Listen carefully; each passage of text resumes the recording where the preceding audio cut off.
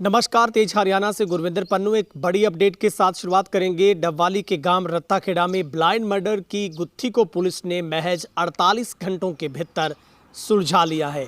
जहां पर डबवाली से आईपीएस निकिता खट्टर के नेतृत्व में 3 टीमें इस मामले को सुलझाने के लिए गठित की गई थी, जहां पर cyber cell, CIA Kalanwali, CIA Dabwali की टीम यहां पर लगाई गई थी। मगर सीआईए डबवाली ने इस केस को महज 48 घंटों के भीतर सुलझाते हुए बड़ा खुलासा किया है। सबसे पहले हम आपको वही तस्वीर दिखाते हैं जो तस्वीर गांव रत्ताखेड़ा से है, जहां पर अल सुबह एक घर से करीब कुछ ही मीटर की दूरी पर एक डेड बॉडी गांव की गली से बरामद होती है और पूरे गांव में जो कि सनसनी फैल जाती है।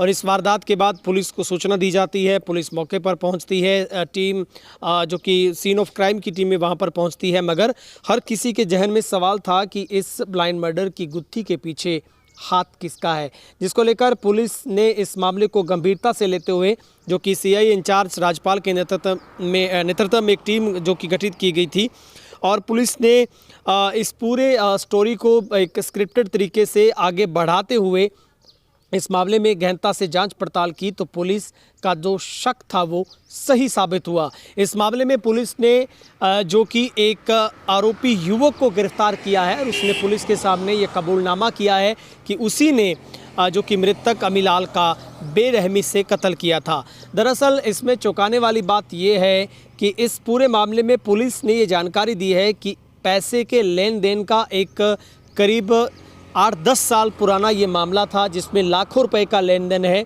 वो इनके बीच में हुआ था। इस मामले को लेकर कोर्ट में भी पूरा मामला चल रहा था, ऐसी जानकारी शुरुआत में मिली है।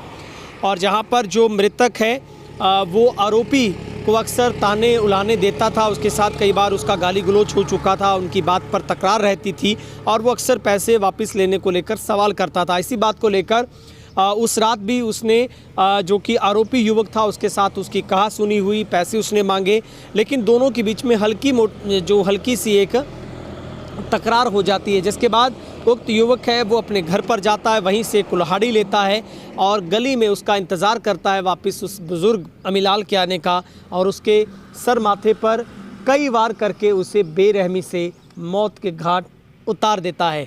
और उसके बाद वो अपने घर पर जाकर उस कुल्हाड़ी को धोने के बाद उसे छुपा देता है और उसके बाद पुलिस वहां पर पहुंचती है, पुलिस इन्वेस्टिगेशन करती है।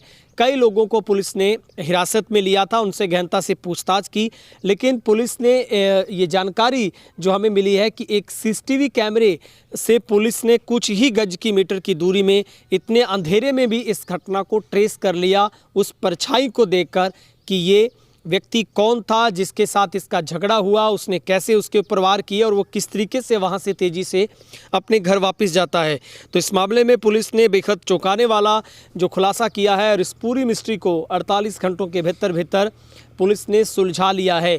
तो ये ब्लाइंड मर्डर की जो गुत्थी थी उसको पुलिस ने सुलझाते हुए गाँव के ही एक युवक आरोपी को पुलिस ने गिरफ्तार किया, जहाँ पर डबवाली डीएसपी ने जानकारी दी है कि पुलिस उसे कोर्ट में पेश करके रिमांड पर लेगी, जिसके बाद गहनता से जांच पड़ताल की जाएगी।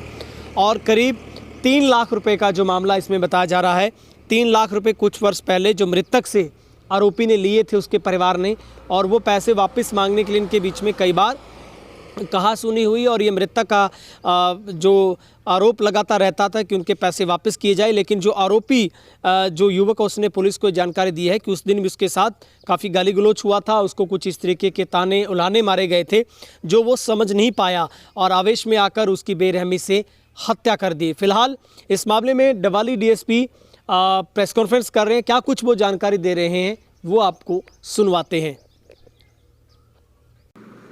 दिनांक 20-21 की रात को गांव रत्ताखेड़ा में अमीलाल की मृत्यु के संबंध में एसपी साहब डबवाली द्वारा 3 टीमों का गठन किया गया था, जो उसमें 48 घंटे में कार्रवाई करते हुए सीआईए डबवाली के द्वारा घटना में मुख्य आरोपी भीमसेन को काबू किया गया है। आरोपी से घटना में प्रयोग की गई कुल्हाड़ी भी बरामद कर ली गई है, जो आरोपी के आज कोर्ट में पेश करके उसको रिमांड पे लिया जाएगा और आगामी पूछताछ करी जाएगी। सर, क्या मतलब किस बात को लेकर उनका झगड़ा हुआ? आरोपी के पिता ने मृतक के भाई राजकुमार से करीब 10 साल पहले 3 लाख रुपए उधार लिए थे, जो उसने वो पैसे वापस ना दिए थे। इन पैसों को वापस ना देने के बारे दोनों ये मृतक के द्वारा जो बार बार इस बात को लेकर तानाकसी दी जाती थी। जिस दिन घटना हुई उस दिन रात को भी आरोपी और मृतक के बीच में इस बात को लेकर तकरार हुई थी। उसी के बाद आरोपी ने इस घटना को अंजाम दिया था।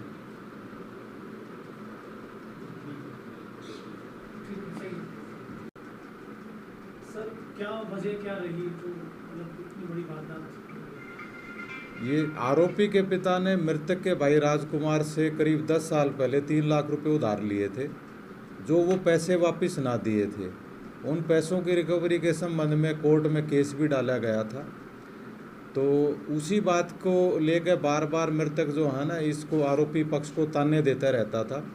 घटना वाली रात को भी आरोपी की और मृतक की जो है ना आपस में तकरार हुई थी इसी बात को लेकर। उसी रंजिश को रखते हुए आरोपी ने इस घटना को अंजाम दिया। उसका इस घटना के अंदर परिवार भी शामिल है? नहीं, अभी तक तो कोई ऐसी बात सामने नहीं आई है। अभी आरोपी को रिमांड पर लेकर फिर दोबारा से पूछताछ करेंगे। कुछ ऐसी बात होगी जिनकी संलिप्तता होगी उनके खिलाफ कार्रवाई करेंगे। तो सर कितने बजे की घटना है और क्या गली में ही उसको मारा गया या घर पे गया था? नहीं, ये गली में ही मारा गया था। रात्रि 12:15 साढ़े 12 के बीच की घटना है ये। तो सर कोई और इन्वेस्टिगेशन पता लगा कोई इससे पहले इनकी तकरार हुई हो या पहली बार? इस पे बार बार होती रहती थी तकरार। ये जब भी कहीं मिलते थे गांव में आपस में तो इस बात के तानाकसी इनकी चलती रहती थी।